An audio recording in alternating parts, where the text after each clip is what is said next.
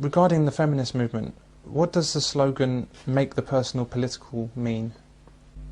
To me, I always hated that slogan. What it really means is you take your personal damage.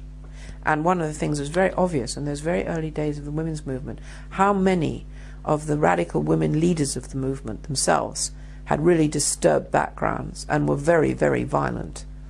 And then you make that political. So if my dad's a shit, all men are shits.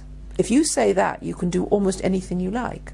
You could go from the personal and make it political. So what happened is a sufficient group of women got together to complain bitterly, because you have to remember the beginning of the feminist movement was a Marxist movement. It was women in the left of the politics in Britain who decided that they had had enough of working with men on the left and were going to have their own, in quotes, movement. So our feminist movement never grew from a grassroots of the working class women that they were always talking about. There weren't any working class women.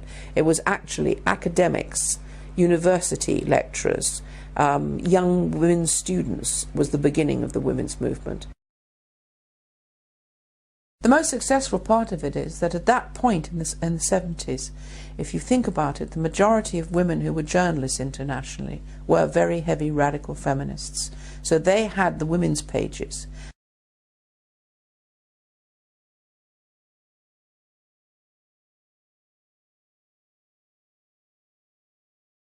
And of course male journalists and male editors, seeing it as, in quotes, a woman's problem, left it to them. And very quickly there was a savage kind of censorship, and anybody who dared argue was in very serious trouble. They were very, very highly organized Marxist groups of women of one sort or another. When I remember being horrified when I saw them storming the Miss World competition, thinking to myself, how can these women talk about liberation for women and women supporting each other, and then go and bully a section of other women that they don't like because they're doing something they don't approve of. Put a woman behind that counter! Get lost! Freedom! And outside, and this is in the press cuttings, there were huge demonstration with banners, and on the banners it said, all men are bastards, all men are rapists.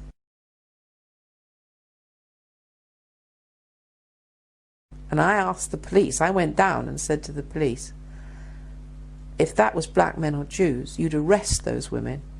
But why don't you arrest them? They just looked very uncomfortable. And one of them said, we're frightened of them.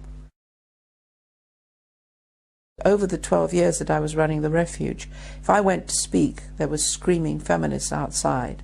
I tried to publish a book called Prone to Violence. We finally did get it published. But I had to have a police escort all around England, and there were death threats and bomb threats.